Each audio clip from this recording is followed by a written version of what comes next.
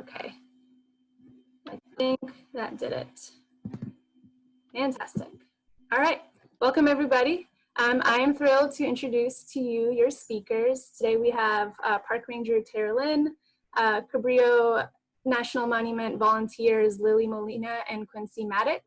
To our more well-seasoned volunteers, if you haven't met these folks, that's because they're brand new. We onboarded them during the pandemic. They Tara Lynn as accessibility support assistant. So we're really, really excited that they're joining us. We also have park guide Kevin Alexander and then ASL interpreter Jessica Cole with us today. And Tara Lynn has gathered this incredible team of panelists together to introduce to us the world of accessibility. If you have no idea what that means or that thought is hazy, you are in the right Zoom meeting. So with that, I will give it away to Tara Lynn. Excellent. Thank you so much, Satara. Can everybody see the screen on that I'm sharing? It's a green background, and on the top it has the hashtag A11Y, accessibility at Cabrillo National Monument, July 17th, 2020.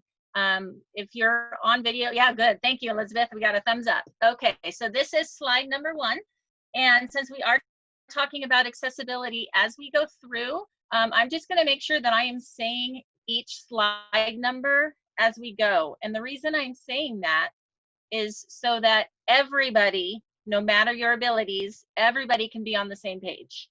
And that'll become more clear as we go along. But just wanted to give you a heads up. That's what I'm doing. I'm not, just counting for you. We're counting what slide number we are on. Okay, so our first one, and Satara kind of mentioned that the hashtag A11Y, it looks like the word ally. She mentioned it in the email that you all got, that this is a hashtag that is used a lot in social media to represent accessibility.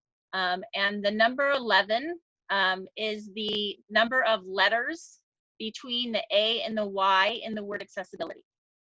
So if you're ever, talking about accessibility on social media, it would be great to tag that so you can get more members of the community to come in and join your conversation. All right? Okay. All right. So I'm on slide number 2 now.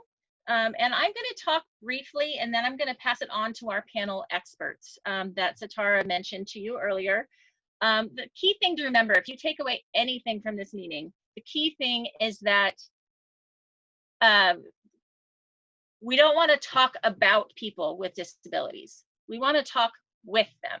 And that's the key preposition there, about versus with. I can make stuff up, but that doesn't mean anything. I do not have a disability, so I will never understand what it means to live with a disability.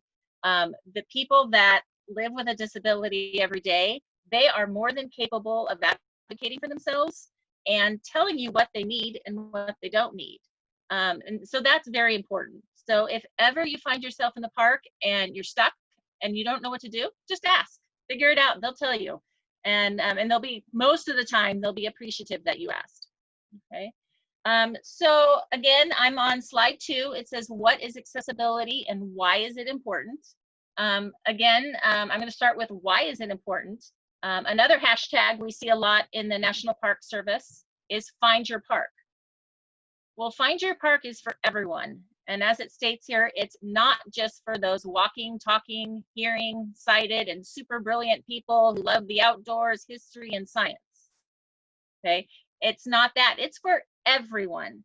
And if we're talking about everyone, we want everyone to enjoy the parks, then we need to make sure that it is accessible to everyone. It is a place that people will not get frustrated, that they will feel safe, and that they will have a good time no matter what their abilities are. So that's super important.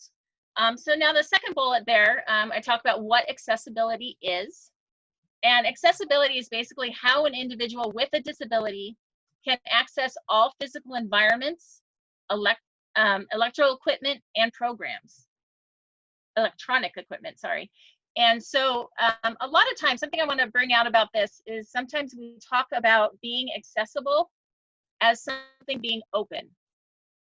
For example, right now on the Bayside Trail here at Cabrillo National Monument, the last portion of that trail is not open because of aggressive bees. And so it would be perfectly okay to say, you know, is the Bayside Trail accessible? Well, no, the Bayside Trail isn't accessible because of the aggressive bees. Well, that just means it's not open. But accessibility actually has a much broader meaning than that. So let's say the bees go away, and now we ask, is the Bayside Trail accessible? Are the bees gone? Well, yes, now it's accessible, the bees are gone. But is it? It's not, because an individual in a wheelchair may or may not be able to go down that trail.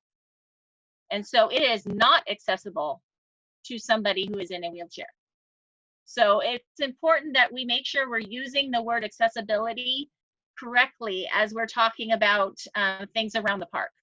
Okay, it doesn't just mean open, which is a perfectly good term for the word accessibility, but it doesn't mean open in this sense. It's for people with disabilities. All right, and then the last term I have on there is universal design.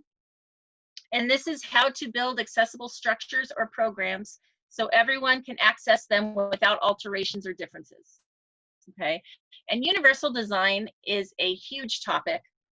It's something I can give an entire hour presentation on, but I won't.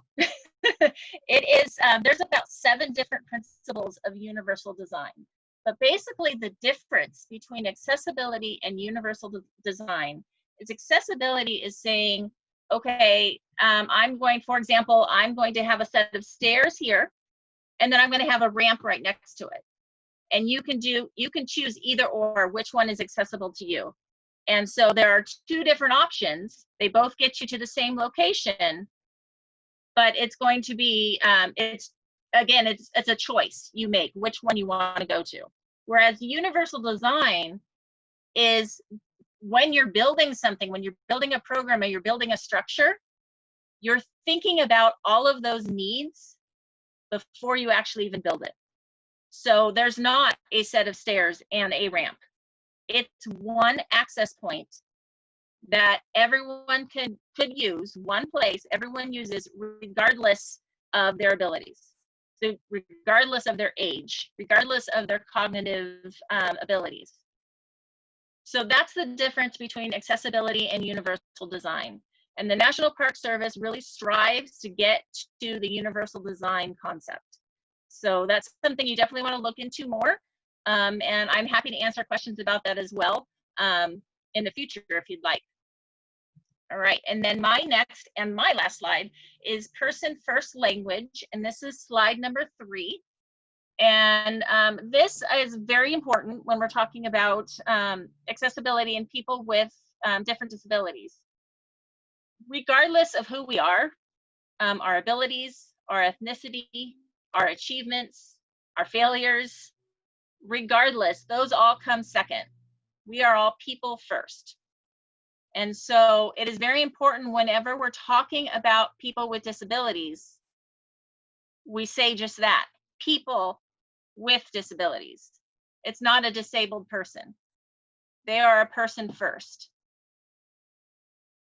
And then I also mentioned that a person is not solely defined by their disability. So by saying a disabled person, well, that's defining them, that's who they are disabled. Well, no, we have lots of people, as you'll notice just from our 3 our panelists today, you know, amazing people. They're people, you know, but they happen to have different disabilities. We have people that, you know, people with disabilities could be really shy, or they could be really outgoing. Maybe both of them have a vision loss, but one of them is really shy and one of them is really outgoing. One of them loves sports and one of them can't stand sports. You know, it's just like everyone else. It's all different. And so it's important to think about the person and then their abilities or their disabilities. So I have a couple examples down here. A person who has low vision, a person who uses a wheelchair, a person who is deaf, and a person who has autism. So again, the person comes first. We're not saying, you know, putting that, you know, a blind person or autistic person. Again, we're putting that all second.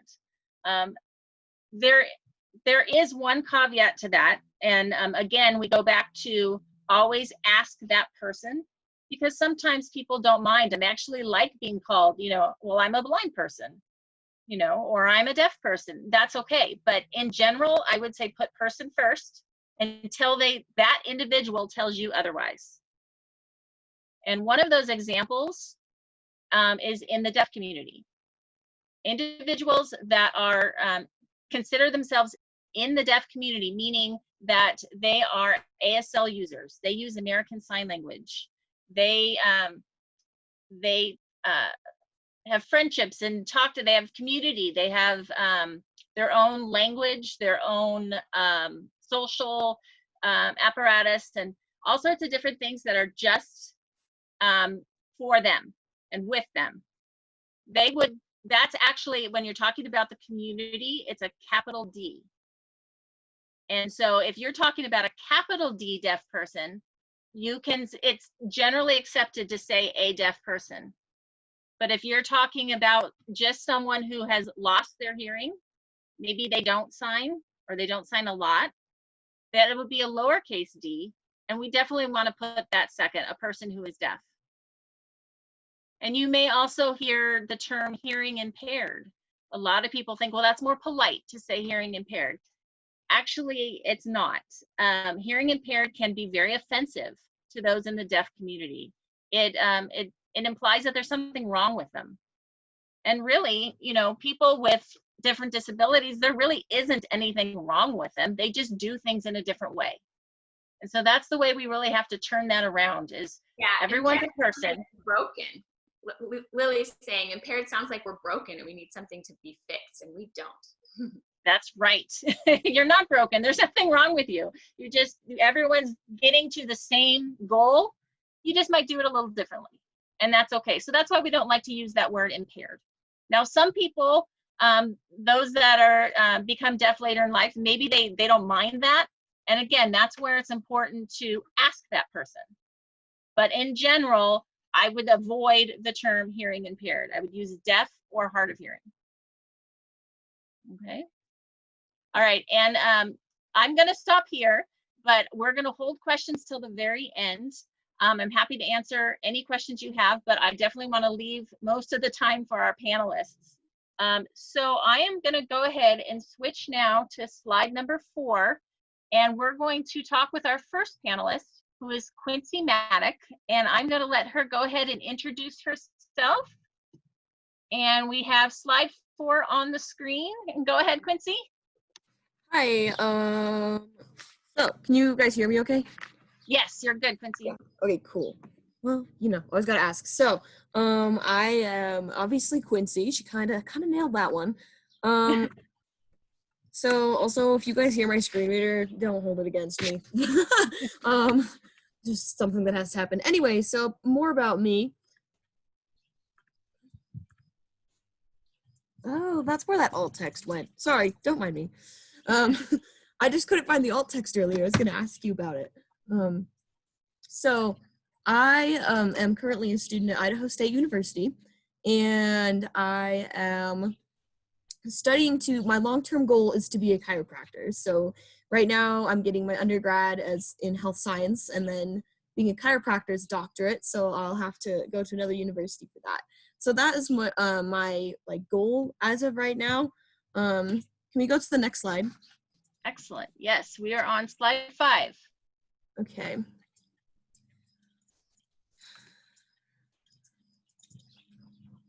Okay.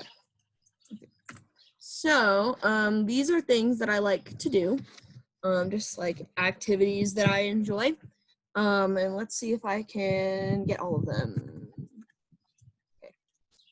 So I'll start with my music. I like music. I've always liked music, and I'm an okay singer. I like to sing. I'm an okay singer.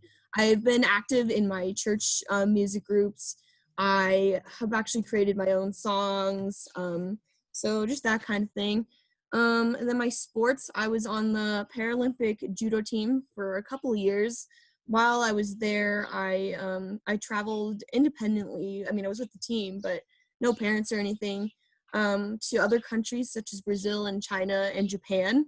And I really enjoyed that. I got to see a lot of culture, and but I could talk all day about that. Another sport that I really like is goalball. That's a specifically blind sport. It is a Paralympic sport, but it's specifically for the blind, and it's a sport that it's really quite fun. And I like hiking. Obviously, hiking is one of my favorite things to do, actually, especially living in Colorado. There's lots of trails, and biking, that kind of thing. So yeah, those are kind of some sports that I like to do, and some Quincy, this is activities. Tara I guess. Lynn. What? I'm sorry to interrupt, but I just want to make sure that everyone's aware the picture that's on the screen. We have two pictures on the screen, one of you singing and the other one of you playing goalball. So if people are not aware of what goalball is, that is a picture of Quincy and one of her teammates playing goalball there. Yep, and I mean, you can YouTube it too. It's really cool. It's a cool sport. Yeah, so that's my sports. I shall, next slide. All right. Oh, come on. It says no. There we go. All right, we are on slide 6. Okay. So, yeah. Okay, cool. So, my service dog, I have a guide dog. And I'll just talk about service dogs for a hot second. But Tessa is my service dog, and there's a picture of her. And she is basically my eyes. And so she's very good at her job. It tends to scare people to just watch a person and a dog just walking a hiking trail. They kind of worry, what the dog doesn't know what it's doing, but she's pretty good at her job.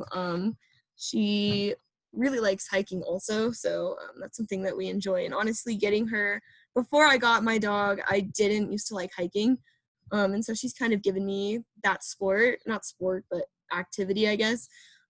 So yeah, as far as service dogs, obviously there are multiple kinds, not just guide dogs. There are wheelchair dogs, there are seizure alert dogs, there are diabetes dogs. I mean, there's many types of service dogs, and there might be, you might find those at the parks just kind of around. So yeah, just let the dogs work.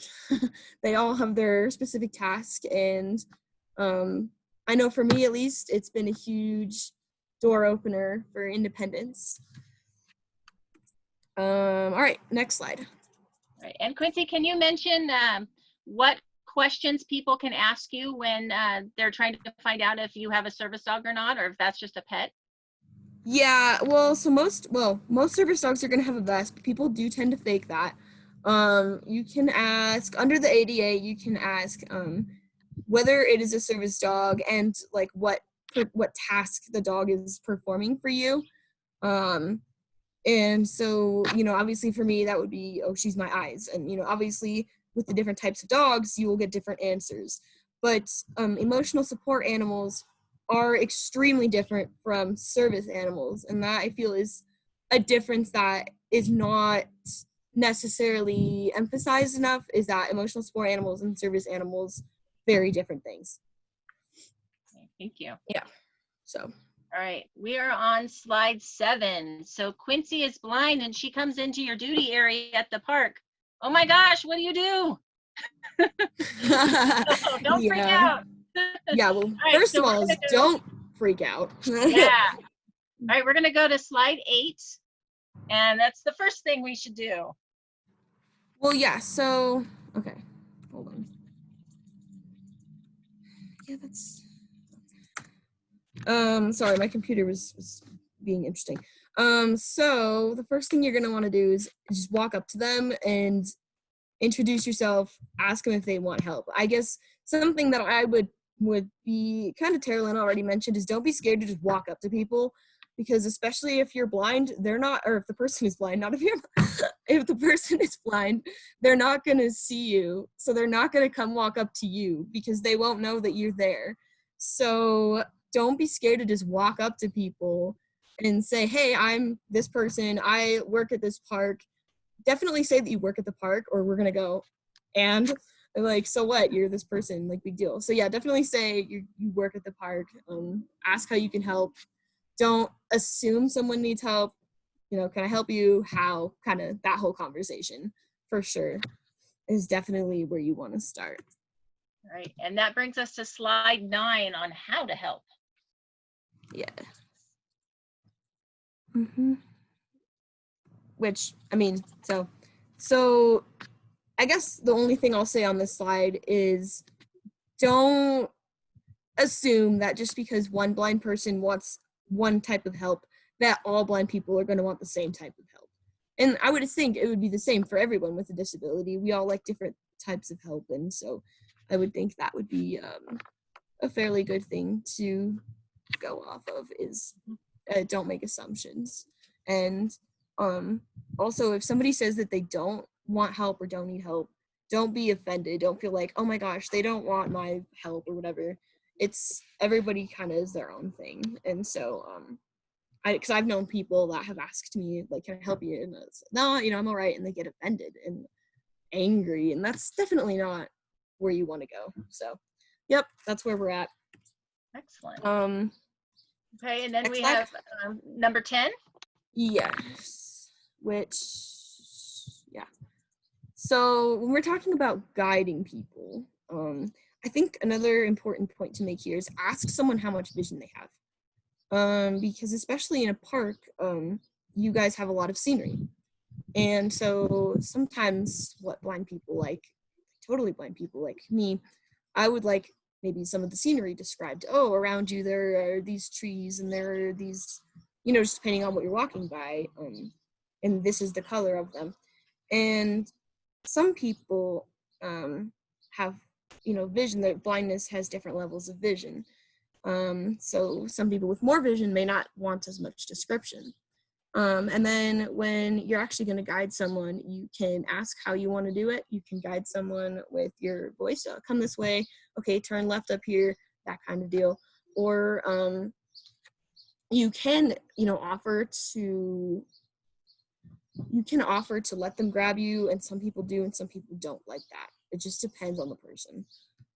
Typically you always want to try the voice first, but since parks do have, some places have rougher terrain, sometimes having a tactile feel of where you're going by grabbing a person is all right. Just depends on the person.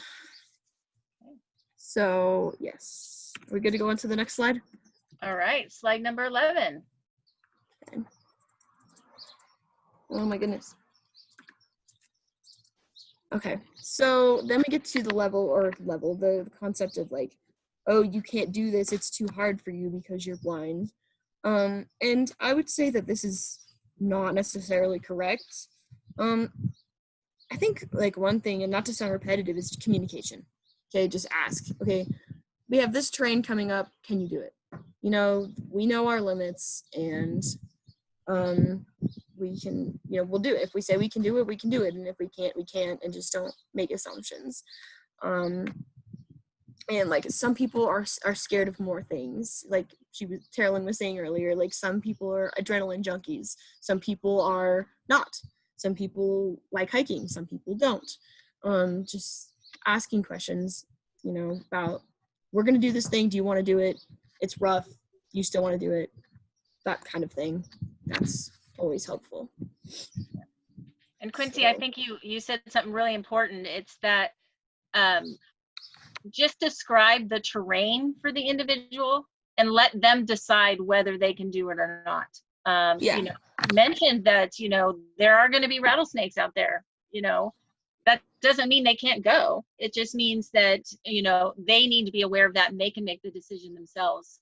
Down in the tide pools, we have the sandstone down there with some really steep drop-offs. And so right away, I would think, oh my gosh, a person who's blind going over there, But, I've seen individuals who are blind working with chainsaws. So I would think that's really dangerous, but it's not, because they know their limitations, they know their training. So let Quincy say whether she wants to do it or not. Let that individual say it. It's not up to us to decide. Yeah, and just yeah, and like so that pretty much. Okay, we'll go to slide 12. And these are things that we have at Cabrillo National Park to help out. Huh? So slide 12 about the tactile talking pin. Oh, okay. I just didn't know what you were saying about your monument. I didn't know. Oh, yeah. okay. I just said that Cabrillo National Monument has these things, so we can offer them to individuals. Gotcha. So some things maybe that you have used. Yeah, obviously, again, so this relates to, offering people things. So if they have some vision, you'd give them like the printed ones. If they don't, you wouldn't, obviously. So some blind people find maps to be a helpful resource. I've had mixed experiences with them. I think that they can be helpful, but the only hard thing with maps is trying to get the concept of space, but they can be a very useful tool that you would want to use, and you would definitely want to offer it to anyone who's blind or visually impaired. That would come through. So, and Quincy, do you use Braille? Do I read Braille? Yes. And so would you like a Braille book when you would go to the national parks? Probably, yeah. It sort of depends. So for me, I like Braille. The BACA, there's a lot of online resources too. And I'd go with probably. I don't know if I'd like. Yeah, probably. All right, and we do have Braille books. There are about 30 copies in our visitor center. So an individual we can offer a Braille book if they'd like it, and they can keep it, because that's the same as the Unigrid that our visitors take with them. So an individual who's blind and wants a Braille book can take that with them. And then the tactile talking pen, if you've noticed those on all the wayside trails, they have little circles, little computer discs on the bottom right side of the signs. An individual can use a special pen that we have in the visitor center. They just tap on that disc, and it will tell them what is around them. So Quincy was talking about the view. She wants to know what is everyone looking at. So that's going to tell her the view around the sign.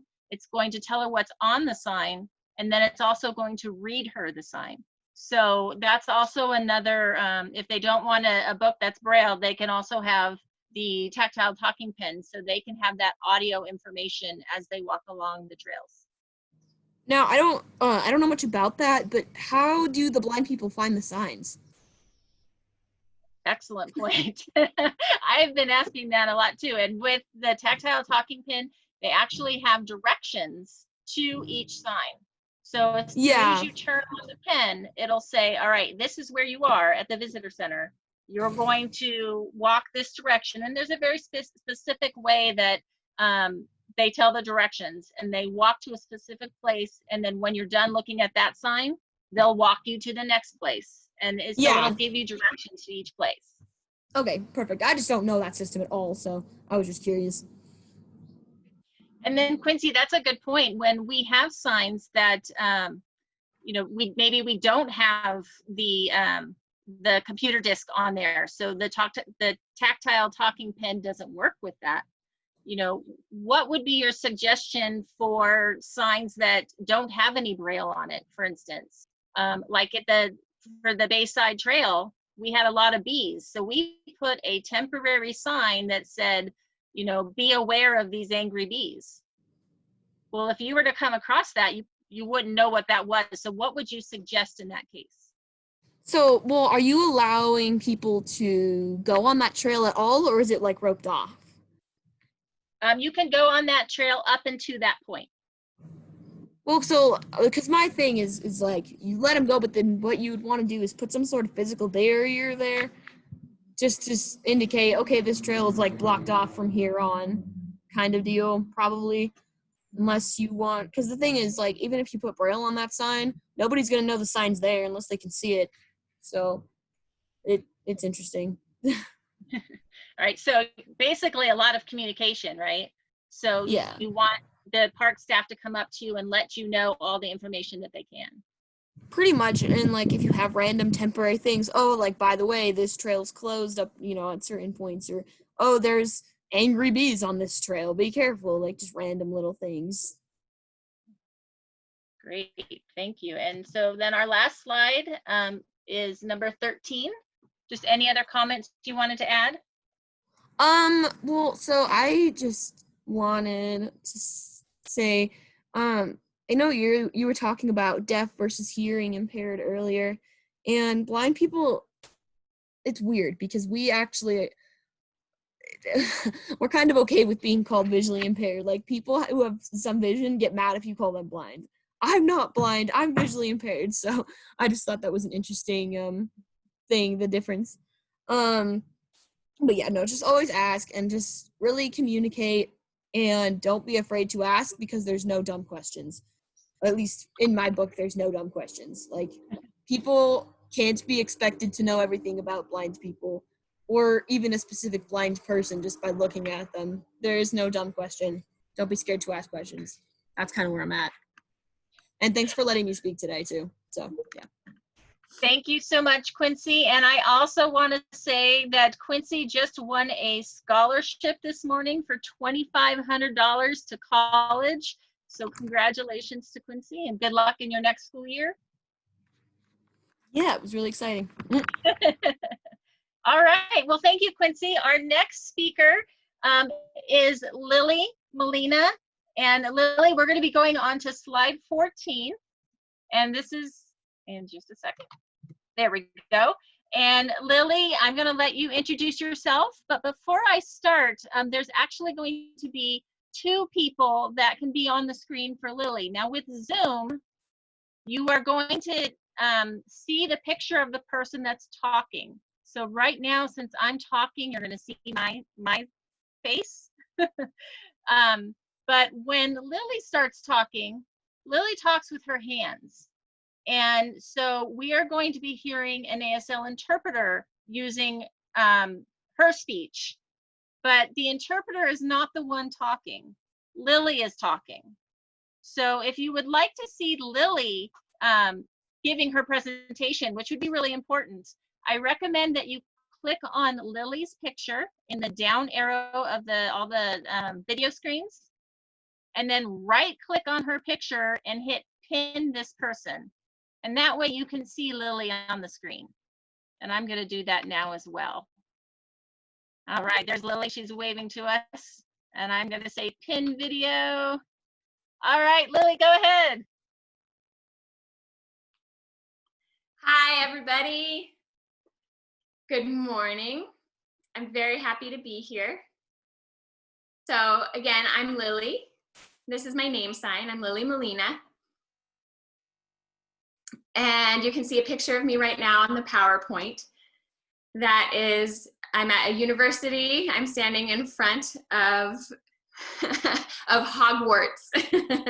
I'm a nerd. I'm a Harry Potter nerd, so that's why my picture is in front of Hogwarts.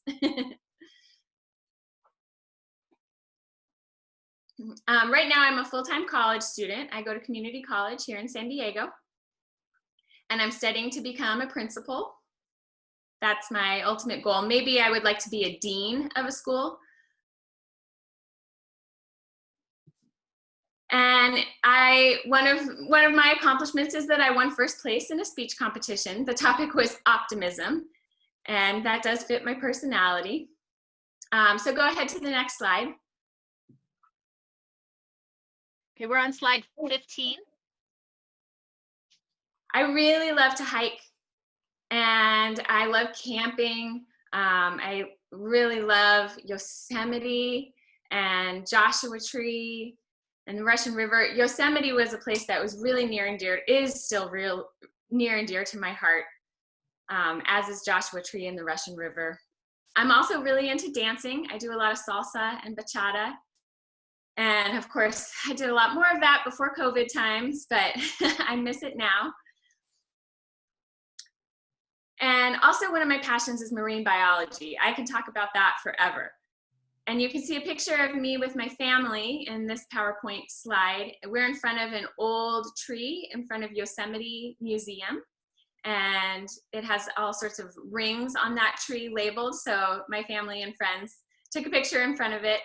And that's what you're seeing on the slide right now.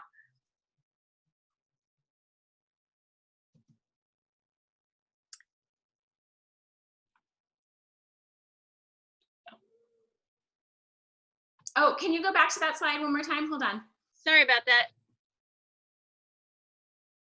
The last point about that slide is I just really love, like I said, I love marine biology and I love the national parks. And I'm excited to be an intern ranger and be a part of the national park system in whatever way I can.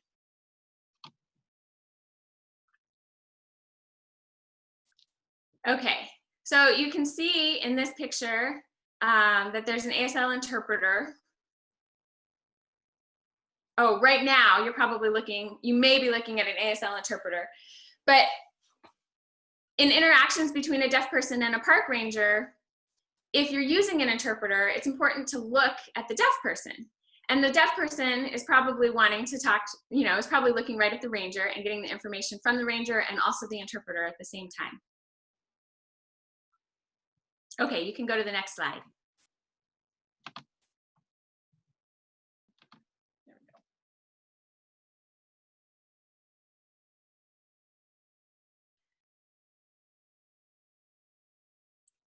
So if you see me at Cabrillo, if I'm in your duty area in the park, what you would do, I'm about to tell you.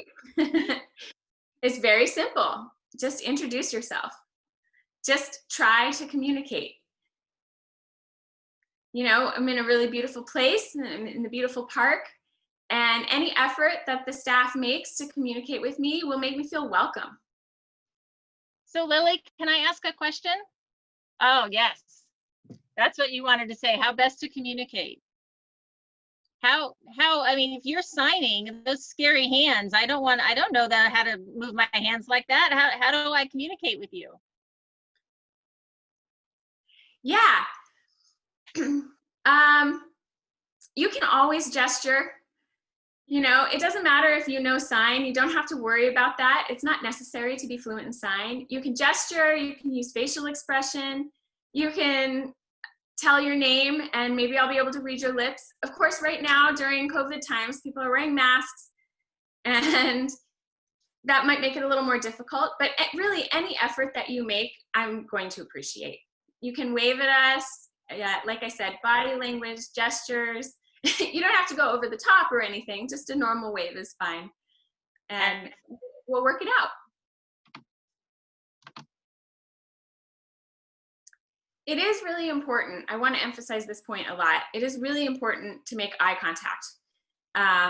Whether you're a ranger or a volunteer, if you're trying to describe something, explain some historical bit of information or science information to the deaf person, it's important that you make eye contact with me.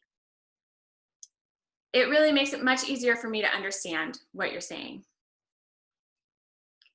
So if you're looking in another direction and pointing at the thing you're trying to show me, then there's a real lack of contact between us and it's much harder for me to understand. Okay, next one. And we are now, sorry, I haven't been keeping up with this. We are on slide 20.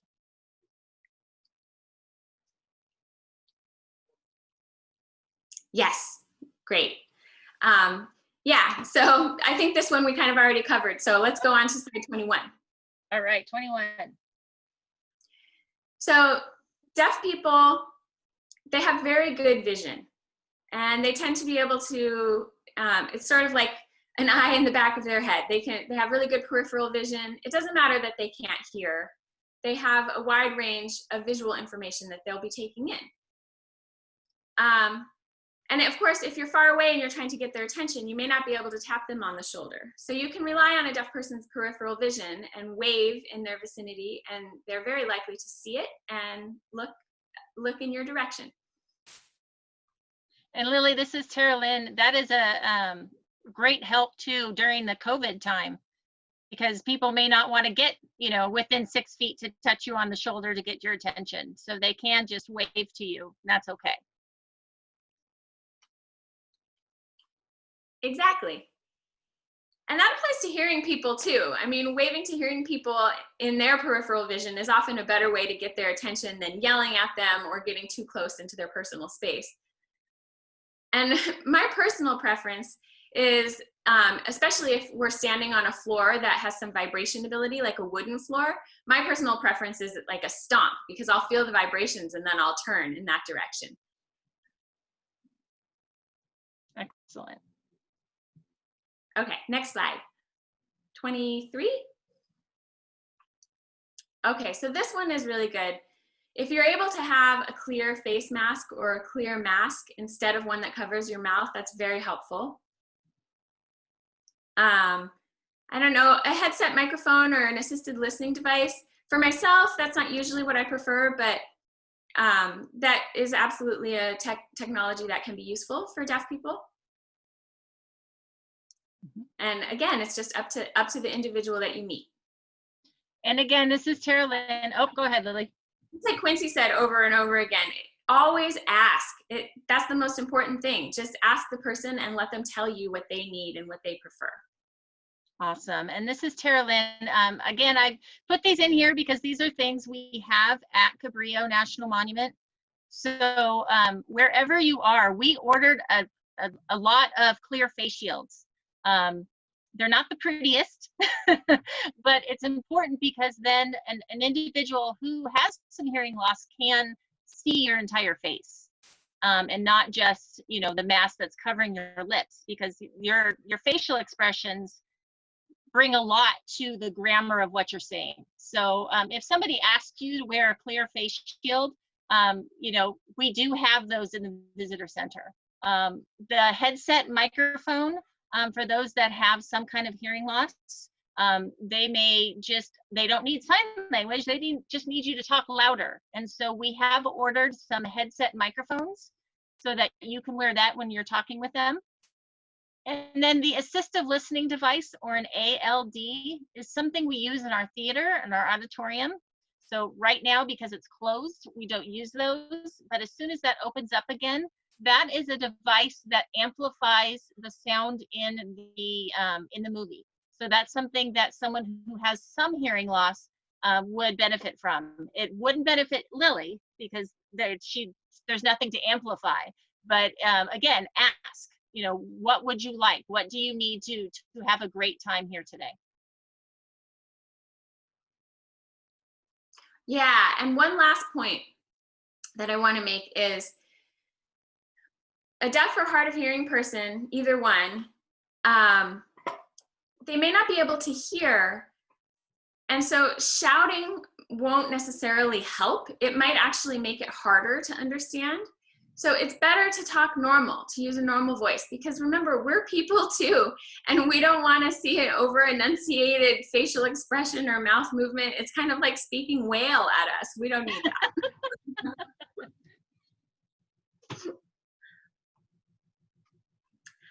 All right, so I think that's all I have. Any other questions or comments, I'll be ready for.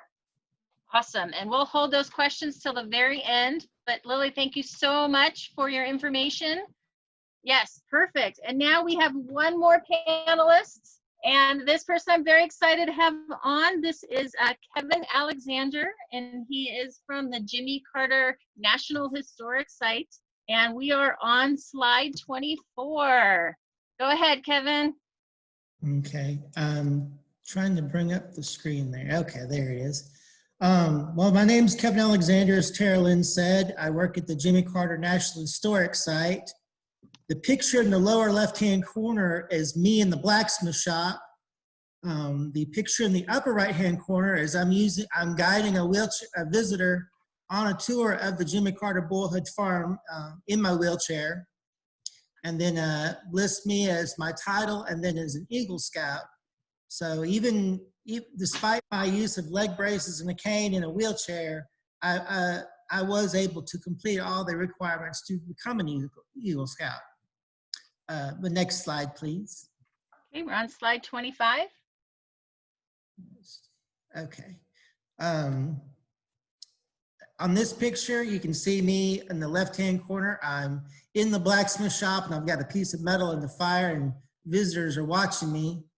And then in the upper corner, upper right-hand corner, I'm at Fort Pulaski, posing next to a cannon. I'm in my wheelchair and my crystal skull named Scully, who I carry with me everywhere, is in the picture. And it lists my hobbies. I like to write with a fountain pen exclusively. I seal all my letters with a wax seal. I'm an avid reader, camper, and blacksmith. Next slide. Okay, thank you. So if you see me in a duty area in your park, what should you do? Well, the first thing is introduce yourself. You don't have to kneel down to my level. Stand at your normal level, but stand 3 to 4 feet back so that I don't have to crane my head backwards to see you. Especially if you're a very tall person. That's one of the things that when you're in a wheelchair, you tend to not see things that are above a certain height, especially if you're wearing a hat or it's outside because your vision is blocked. Like I said, introduce yourself, ask if the person wants help. One of the big things as a wheelchair user is people rush to open doors for me. If I ask for you to do that, that's fine. Please open the door, walk through, and then hold it from the back side. That way I have the most clearance to get through the door frame and I don't have to worry about running over your toes. I can't tell you how many people's feet I have run over. Let's go to the next slide, please. Okay. Sorry. Sorry, technologically impaired. Let's go back one, please. Oh, there we go. All right, we are on slide 28. Right. So a wheelchair is not a lamppost. Please don't lean on the wheelchair or touch the wheelchair without asking permission. It'd be like if I came up and leaned on your shoulder as the complete stranger. Another thing is that if a person in a wheelchair if you're greeting a person in a wheelchair and they reach out to shake your hand, moderate how much strength you put into your handshake.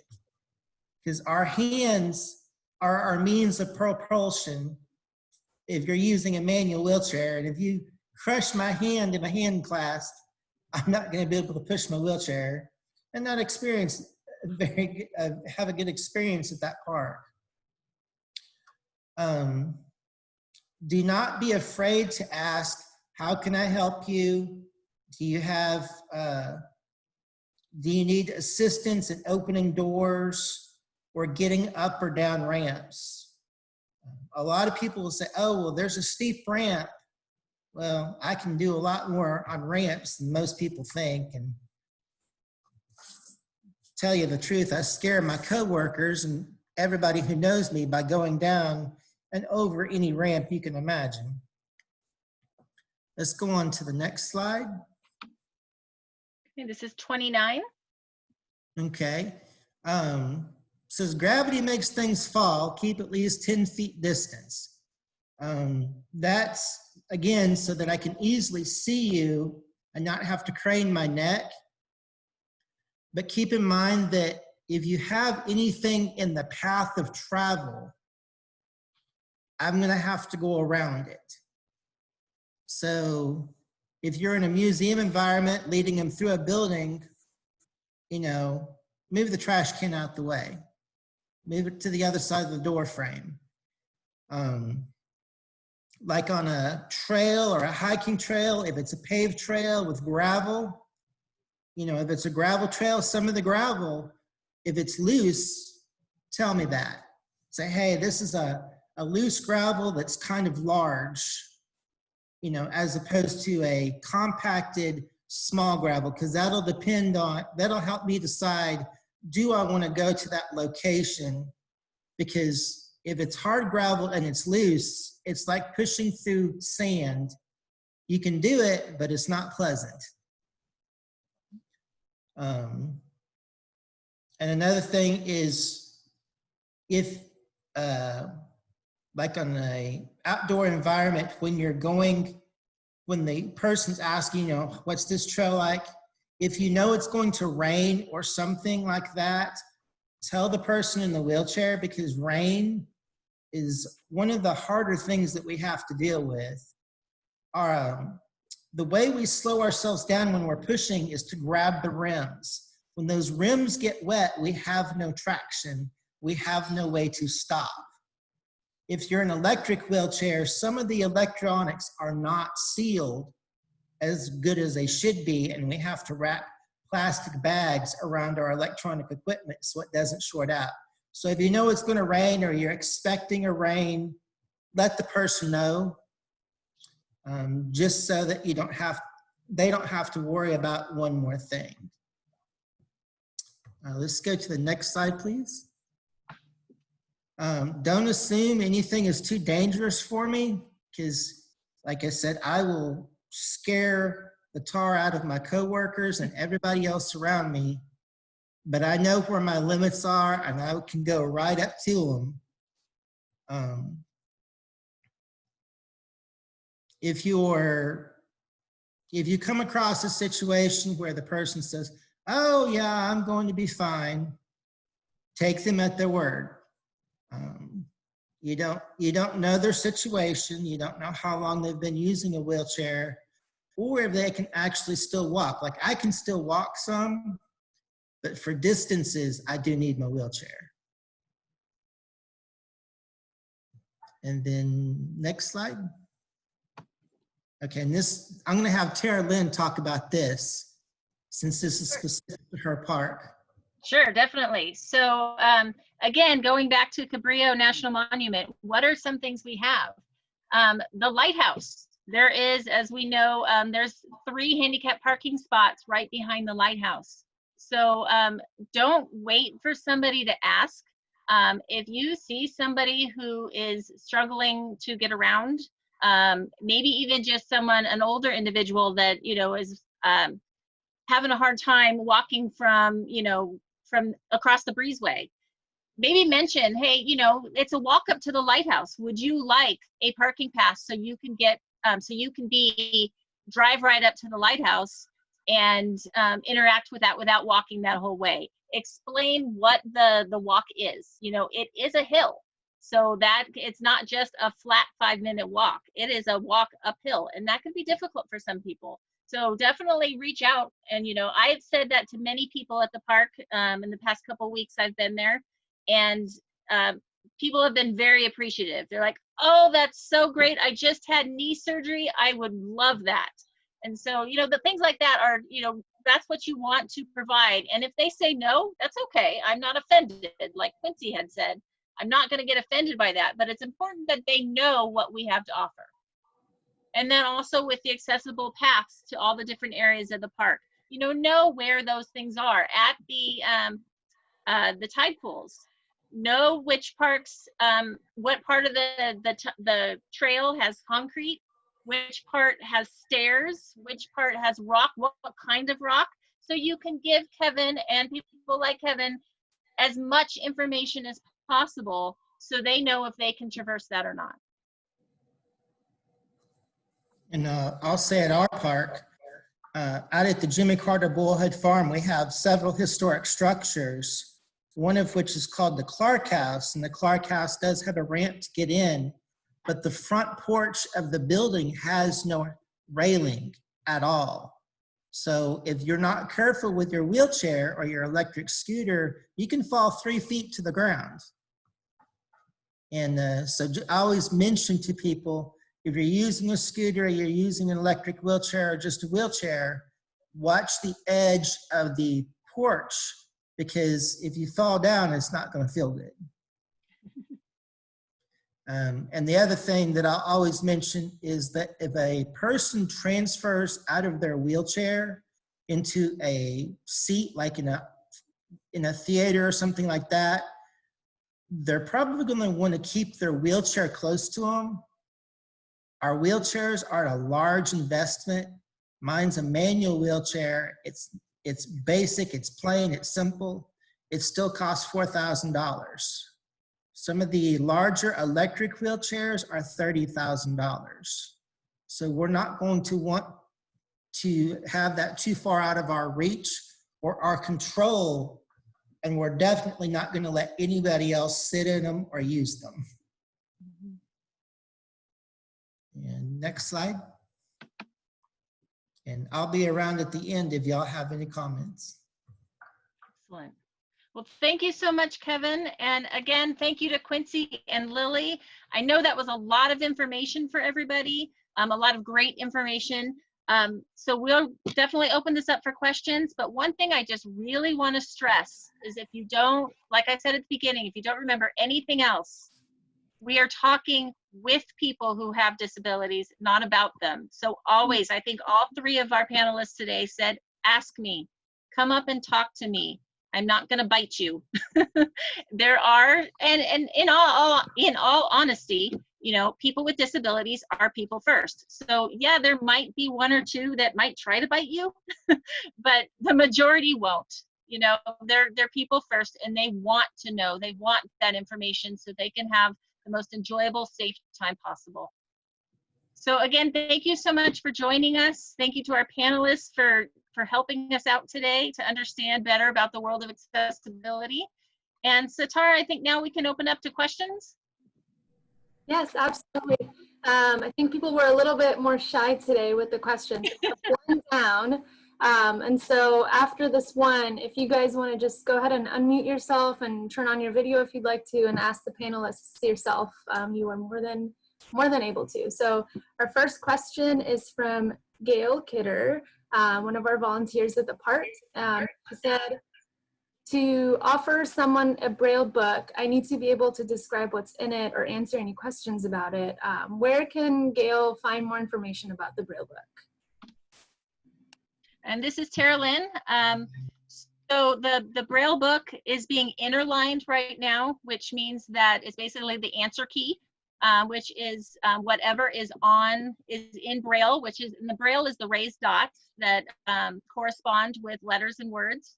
And so we will have one book that has the inner line or the English print on top of the lines of Braille. So you'll be able to see, you know, where different things are. And basically that Braille book right now is our Unigrid. So anything that's in our Unigrid is also going to be in the Braille book. And you can find those right now. They're in the visitor center. On the right-hand side, there's a cupboard that says Braille books, and there's 30 of them right now. And we're actually ordering some new ones to go with our new 2018 Unigrid. I was asking about the content. I don't know what's in the book. What is the Unigrid? So the Can you hear me? Unigrid is the NPS brochure that we have. That's the one that we give to visitors that come into the park, that has Cabrillo National Monument, and it has all the information about Cabrillo, about the tide pools, has a map on there. And so everything that's on there is in the Braille book. If it's not in the Unigrid, it's not in the Braille book. So it's the again, park brochure. Right, the park brochure. Okay. Great question, thank you. All right, anyone else? If you guys have questions?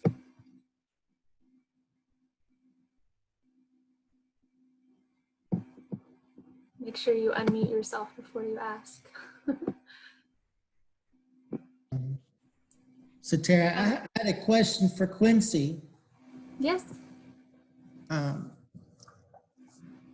What is hiking with a guide dog like in bear country?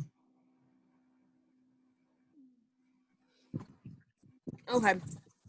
I mean, most of the time, they don't, like, you mean where bears are, right? Is that what you're talking Yeah. about? Yeah. I mean, if you're gonna backpack somewhere, you just keep your dog. Like, if you're staying overnight, that's really when you have to worry.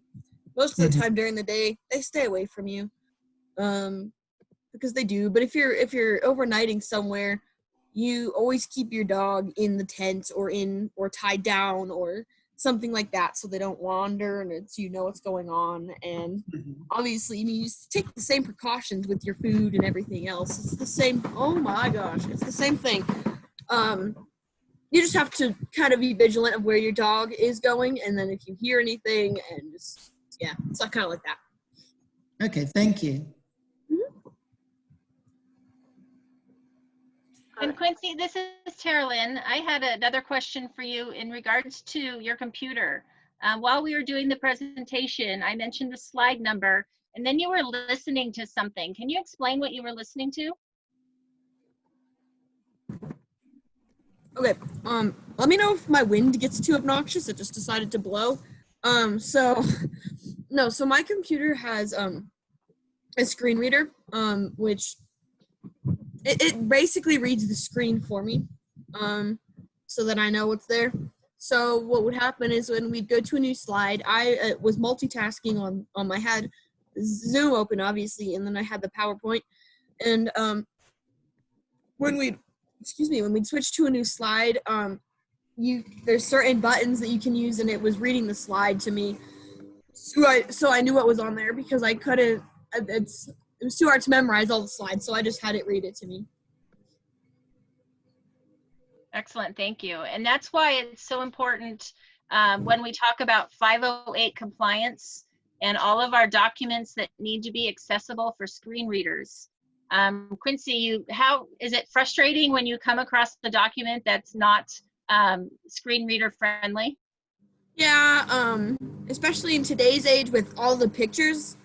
Our screen readers don't read pictures, and the most common things that people do is they'll take a screenshot of a document and put it on a website or email it out and say, this is, the information that you need. But our computers, they'll just read it and they'll say image, but they don't tell us what's in the image. So that was probably the most common one that I see are the screenshots. And yes, it is irritating. Thank you. Thanks, Quincy. All right, we have one question from one of our volunteers, Eve. She said, can you please discuss the current use of the term handicapped? And I guess this is open to all of the panel. How do you guys personally feel about the term handicapped?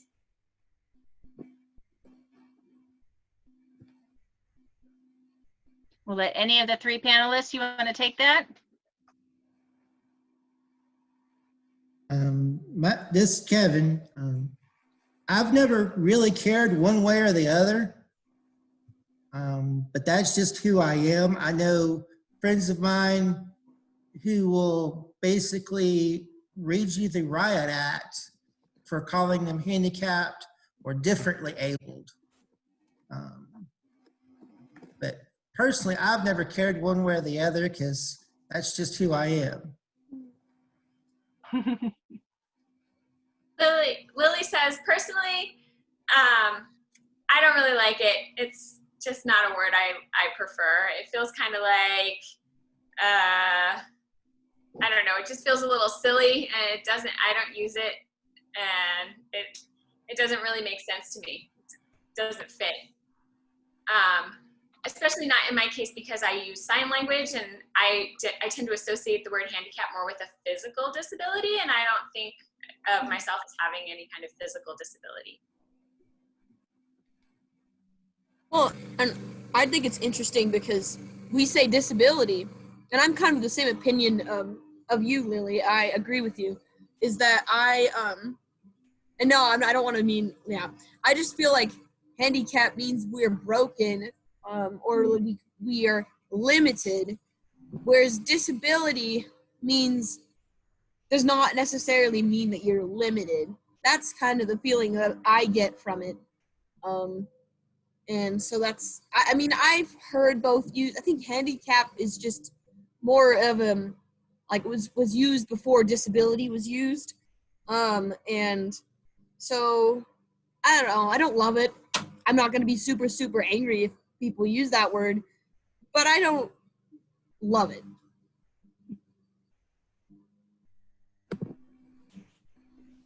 Great, thank you guys so much. We have one more question from. All right, this is Lily too. Lily's saying, yeah, I also wouldn't blow up at anyone who used it, but I feel the same way as you, Quincy, that I would just not particularly like it. I kind of roll my eyes at it. That's all.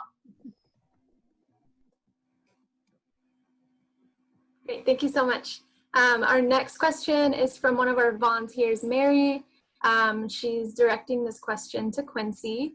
And she said, Quincy, I know this is a weird question, but in a park, if you're at a park and we interact with someone who has a service dog, what is the proper procedure for interacting with the dog or taking care of it, if at all?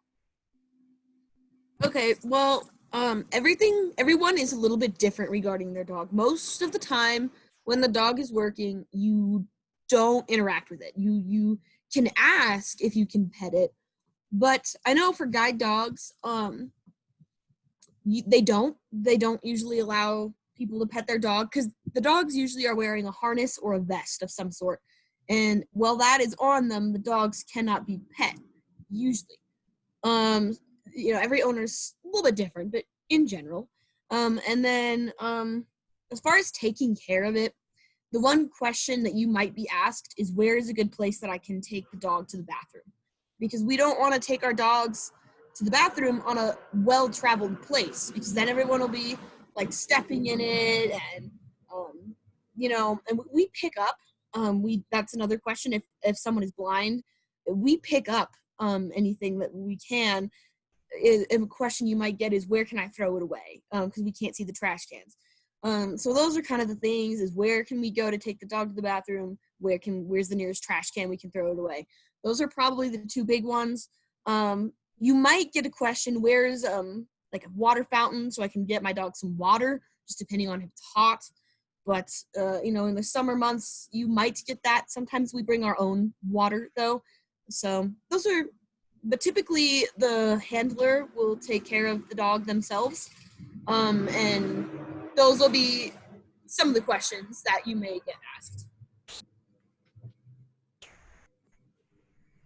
Thank you so much, Quincy. We have one question from our Hold volunteer. on a second. This is Lily says that I also wanted to add a question to that, what we were just talking about.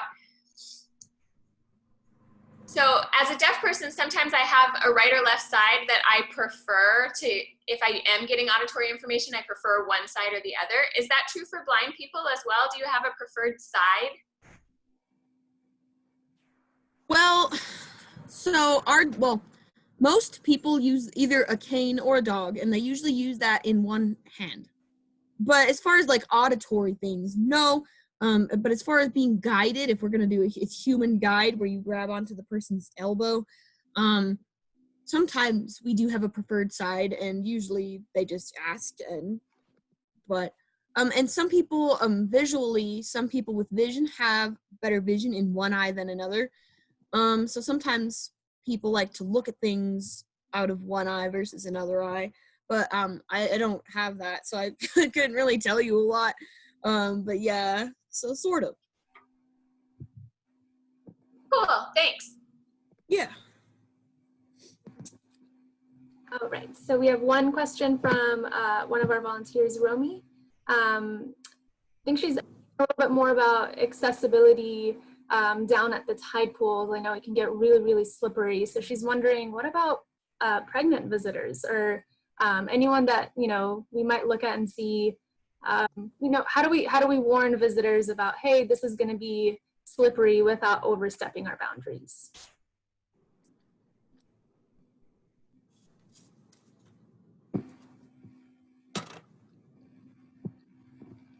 And this is Tara Lynn. I can take that.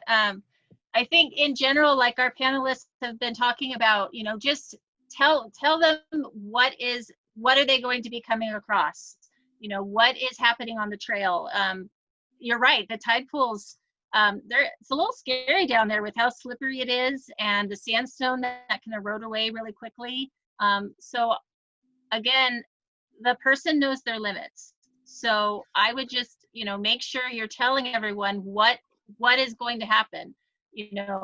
Just so you know, coming up on the trail, it's concrete right now, but it's going to turn into some loose gravel. There's going to be some stairs, and then all of a sudden there's a drop off. So just wanted to let you know so you could be super careful. And so that's something that's really important, just to let them know. If you say, the only time that you would really overstep your bounds is if you're saying, oh, you're pregnant, you absolutely cannot go on this trail. I think that's not giving them the choice.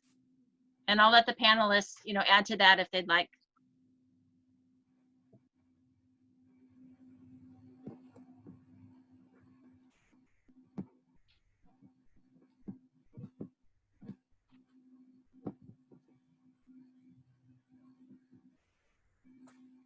So Tara, are there any other questions?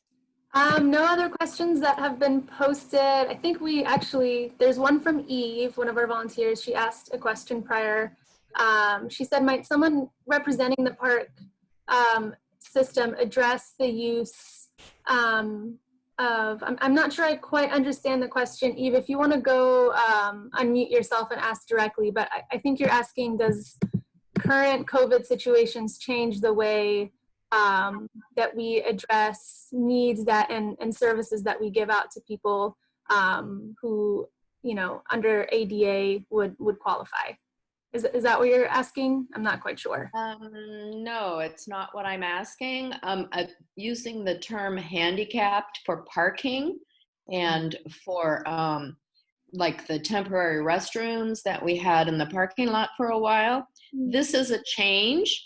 And I know when I was talking about putting it in the minutes for the volunteer navigating committee, I had people correcting me and my saying we don't use the term handicapped anymore. And I was saying this is the way specifically the Ranger Elizabeth Skinner had indicated what the restrooms were going to be.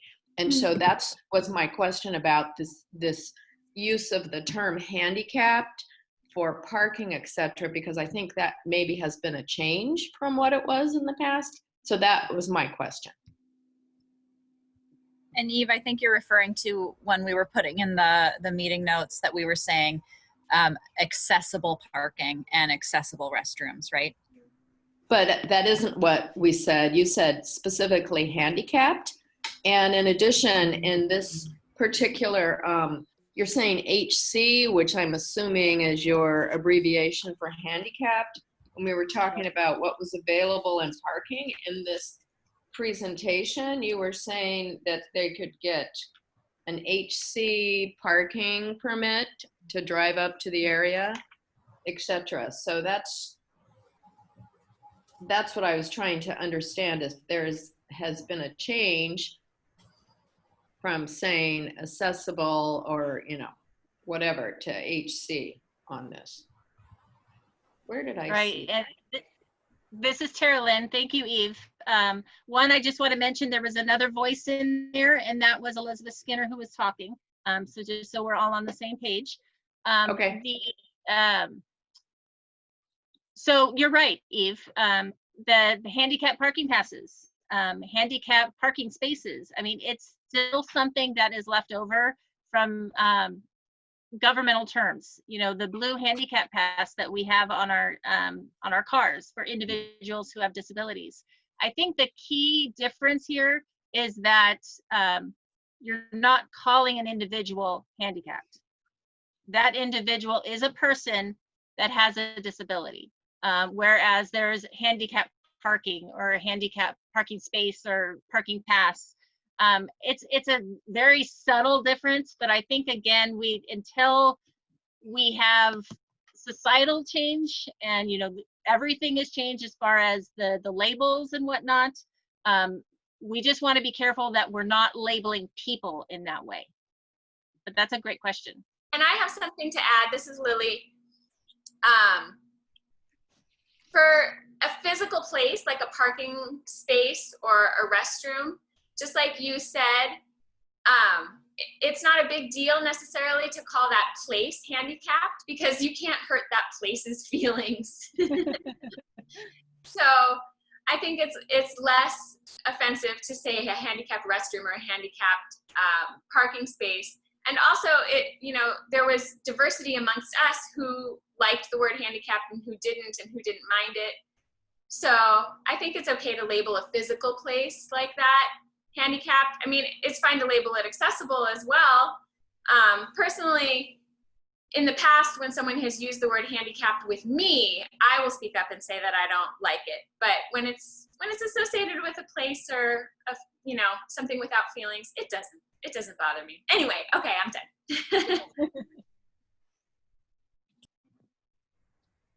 Great questions, everybody. I think that was the last question that I captured in the chat. Does anyone else have any questions they want to ask any of the panelists?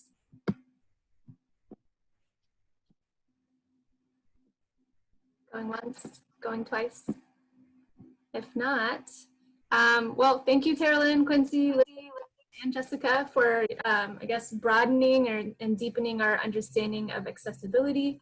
I have really appreciated the time that you have taken both today and this week and weeks prior to prepare for this event, and for giving us, again, both general knowledge about accessibility, but especially inviting us into your own personal experiences. It's been a privilege to learn more and to learn more about you guys individually. So with that said, thank you all who joined us today. If you guys have any retroactive questions that you would like to ask any of our panelists today, I think a common statement that I heard from everybody was, please ask us questions. There's no such thing as dumb questions. So you know what to do, send them our way, CABR, CABR_volunteers@nps.gov. And I will make sure that you guys get connected with the speaker that you're trying to get a hold of. And I think with that said, thank you guys again, our panelists, for joining us and taking the time to sign in today and teach us more. I think that's the end of our meeting. And thank you to Satara for leading this and for also for setting this up, and for all of our guests too, for coming in and being interested in this topic. That is super important. Just being interested and trying to be respectful to everyone. I really do appreciate you. Thank you, Tara Lynn and speakers. That was a great presentation. Oh, of course. Thanks for coming, Deborah. Bye, everybody. Bye. Bye. Bye. Bye. Bye. Lee.